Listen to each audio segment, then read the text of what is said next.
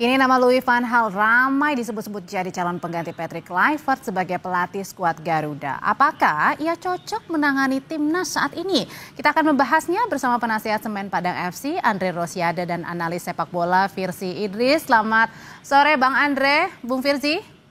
Ya, selamat sore Audrey, selamat sore Mas Firzi. Oke, Bang Andre, ini waktu hari Kamis Pak Erick janji kalau akan mengungkap begitu ya segamblang-gamblangnya 2 hari setelah Kluivert dipecat. Ini udah hari Sabtu nih, masih belum juga mengungkap nama pelatih baru pengganti Kluivert. Ada apa sih di balik PSSI ini atau ada apa di dalam PSSI ini? Jadi gini Audrey, sebenarnya kan kalau kita cek di dalam, itu kan rapat Exco PSSI itu belum pernah dilakukan semenjak timnas kita ini gagal masuk Piala Dunia. Jadi waktu pemecatan Patrick Kluivert itu juga tidak melibatkan Exco PSSI.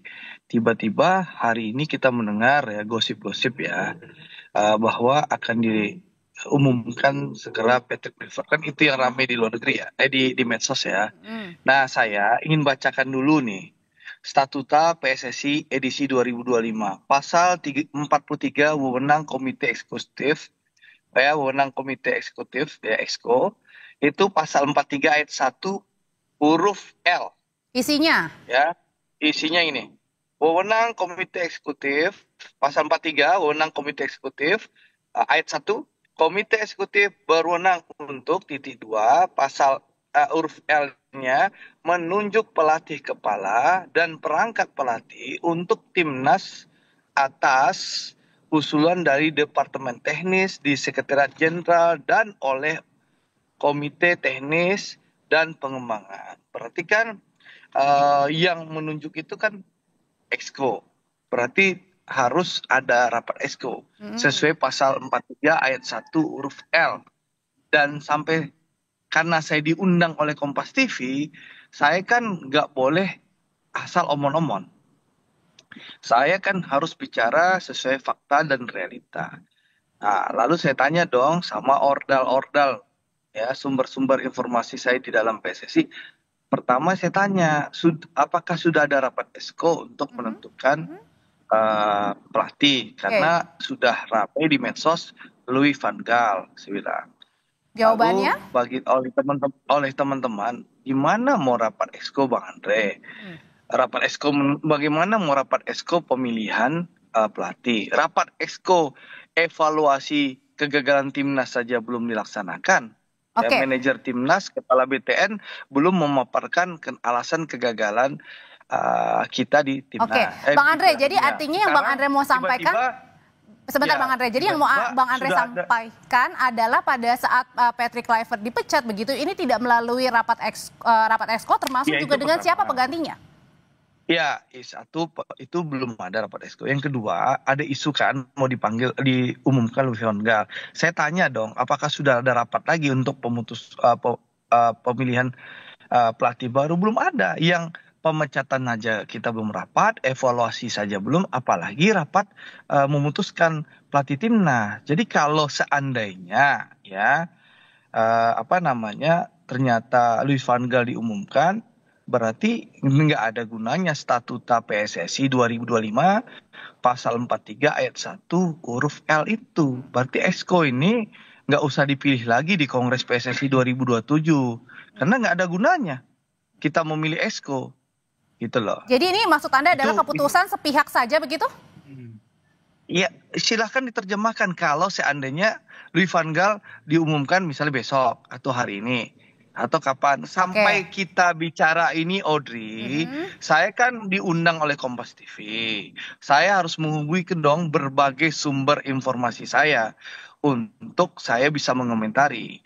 Saya tanya dong, kan saya diundang oleh Kompas TV untuk bicara rencana penetapan Louis van Gaal. Saya tanya dong sama orang-orang yang harusnya terlibat mengambil keputusan, ya, karena kewenangan ya, Statuta PSSI tahun 2025 pasal 43 ayat 1 huruf L itu menyebutkan itu kewenangan Exco. Tapi kalau untuk Bang Andre, berwenang itu berapa orang saya telepon, Jawabannya sama, belum ada. Nah, tapi kalau Jadi nama Louis kalau van Gaal itu juga artinya memang sudah lagi mengemuka meskipun tadi belum ada rapat, Exco.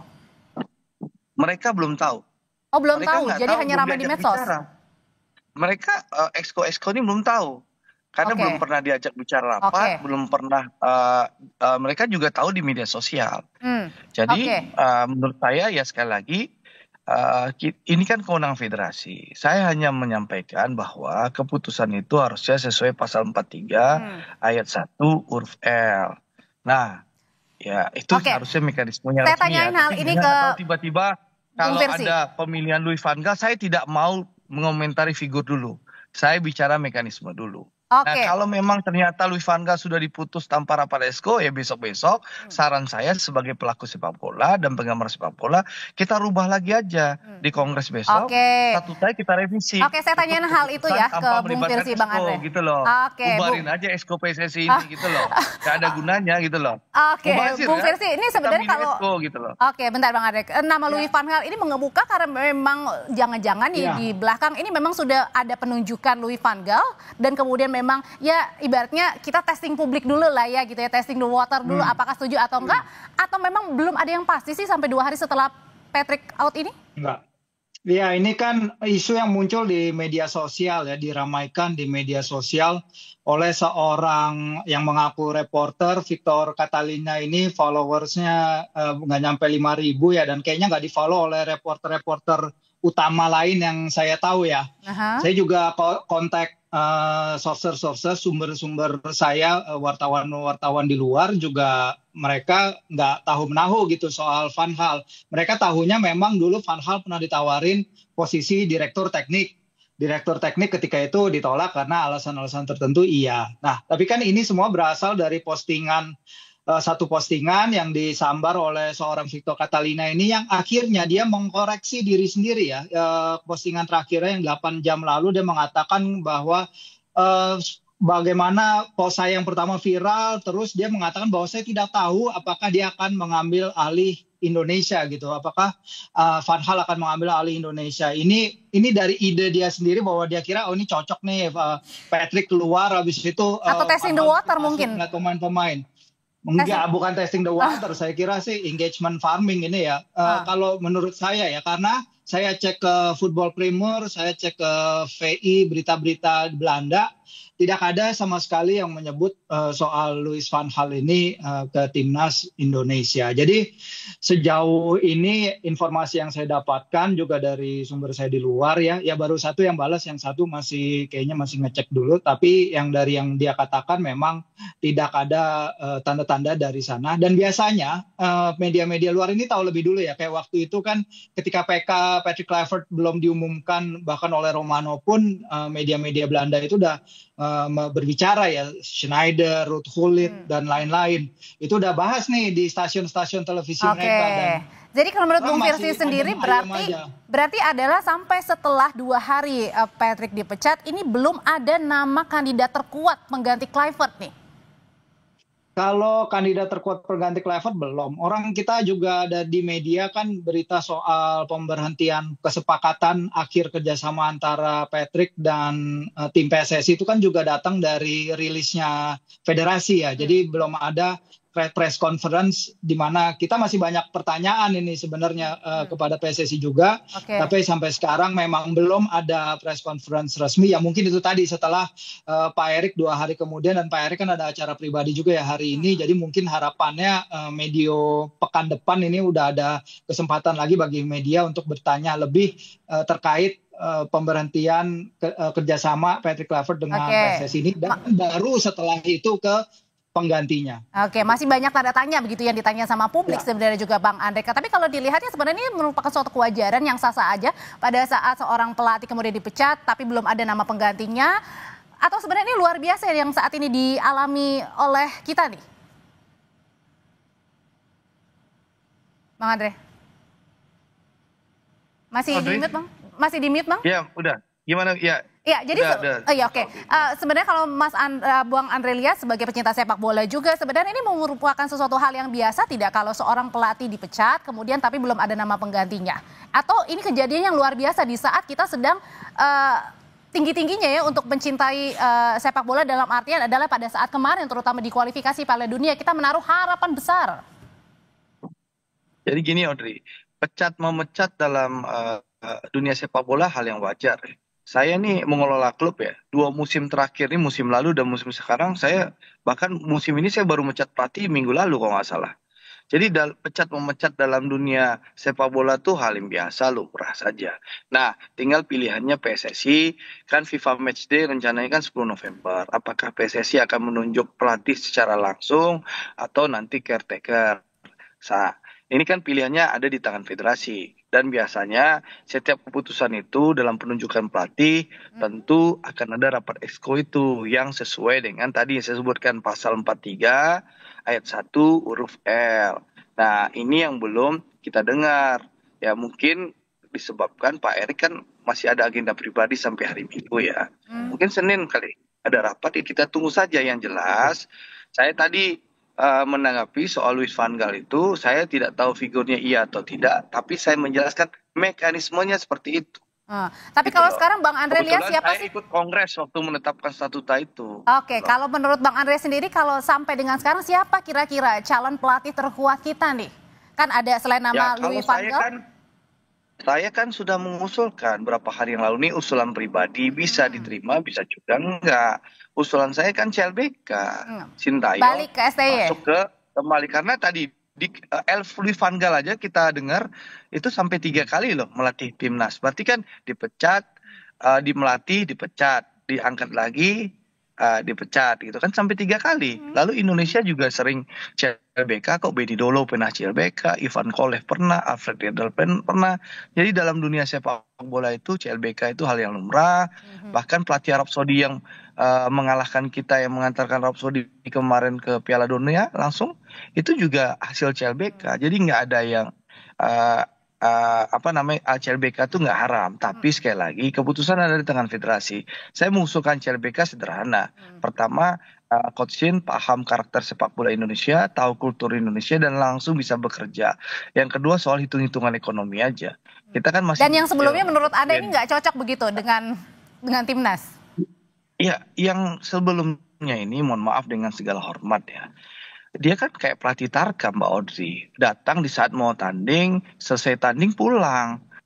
Dan dia nggak ngerti kultur sepak bola Indonesia. Dan dia nggak pernah komunikasi dengan, seharusnya kan dia sebagai head coach. Dia harus koordinasi sebenarnya dengan pelatih Liga 1, Liga 2. Dia harus sampaikan, saya maunya kayak gini. Tolong persiapkan pemain begini-gini. Itu nggak pernah dilakukan. Jadi ini kalau Patrick Kluivert dan kawan-kawan ini kayak pelatih Tarkam. Datang saat mau tanding, setelah tanding pulang. Itu saya nggak tahu isi kontraknya sama PSSI apakah memang gaya Tarkam itu di pasal-pasal yang Oke, sekarang kita move on ya, kita maju ke depan ya Bang Andre kalau gitu ya. Nah, pertanyaan berikutnya ke Bung Firzi. Bung Firzi, jadi sebenarnya kalau menurut Bung Firzi sendiri, kapan seharusnya pengumuman untuk pelatih baru kita? Apakah sebelum match day begitu, atau harus ada menunggu caretaker dulu, atau gimana, sesegera mungkin aja nih Bung Firzi? Ya, kalau kita lihat kan kalendernya tipis banget ya dengan FMD November. FMD November juga friendly, tidak ada kegentingan untuk kita punya pelatih baru di situ. Mungkin di sini saya lebih memilih seorang caretaker dulu ya. Agar siapa kira-kira Bung Firzi? Yang penting siapapun itu, yang penting bisa menangani tim ini terlebih dahulu agar PSSI bisa mencari sosok yang tepat dengan rentang waktu pencarian pelatih yang tepat agar bisa ketemu kandidat-kandidat ideal yang lebih banyak ketimbang kemarin, Audrey, ketimbang kita di Desember 2024 ganti Coach Shin dengan sampai Januari 2024 kan itu 2025 kan itu jendelanya tipis banget untuk nyari pelatih baru. Nah, begitu. Nanti begitu masuk FMD Maret itu kita udah mulai siklus baru, lebih baik seperti itu. Untuk sosoknya ya menurut saya lagi-lagi yang harus bisa membaca karakter tim ini ya, menyesuaikan karakter ini dan strategi yang ingin dia mainkan. Bung Firzi, tapi menurut Anda selain tadi cocok dengan tim kita ya, timnas begitu ya, calon pelatih barunya begitu, apakah kemudian juga calon pelatih baru ini memang harus dekat dengan publik atau alias di ACC oleh publik nih? Iya, ini dia ya, karena kita tahu ada keputusan besar lah ya, at least dari publik suara itu akan berpengaruh ya. Dan ketika Coach Shin diberhentikan kan emang itu melawan arus publik ya, dan ternyata insting itu terbukti dengan Patrick punya red flag besar dari awal, dan ternyata semua red flag dia terbukti. Jadi memang kita lihat, cuma kalau sekarang kan yang itu tadi yang Pak Andre bilang, alurnya sekarang melibatkan rapat exco. Mungkin kalau dulu bisa ketum saja, sekarang kita punya direktur teknik, kita punya technical advisor juga dalam Jordi Cruyff. Jadi memang alurnya itu harus diperhatikan, dan kita lihat seberapa besar peran porsi masing-masing ya dalam menentukan itu, seberapa besar masukan dari Zuhair, seberapa besar masukan dari Jordi, dari Pak Ketum sendiri, dan juga dari rapat exco. Artinya adalah pemilihan pelatih ini memang harus kemudian melalui rapat begitu ya, tidak diambil oleh sepihak atau beberapa pihak ya. Begitu juga ya Bung Andre ya, Bang Andre? Ya kan tadi statutanya ada, disahkan dalam Kongres. Pasal 43 ayat 1 huruf L. Kalau memang nggak mau dipakai, kita rubah lagi statutanya, kan gampang. Oke, baik. Gitu loh. Ya, kan organisasi itu ada mekanisme. Organisasi itu milik bersama. Apalagi Timnas. Timnas ini milik seluruh rakyat Indonesia, bukan milik pribadi per pribadi. Oke, sudah kita tangkap pesannya Bang Andre. Ke depan jadikan pelajaran kesalahan memilih pelatih odong-odong alias pelatih Tarkam Peter Kluivert ini harus menjadi pelajaran bagi PSSI untuk berhati-hati memilih. Baik, gitu sudah kita tangkap. Terima kasih Bang Andre, terima kasih Bung Firsi, selamat sore. Terima kasih Audrey, terima kasih Bang Firsi, selamat malam.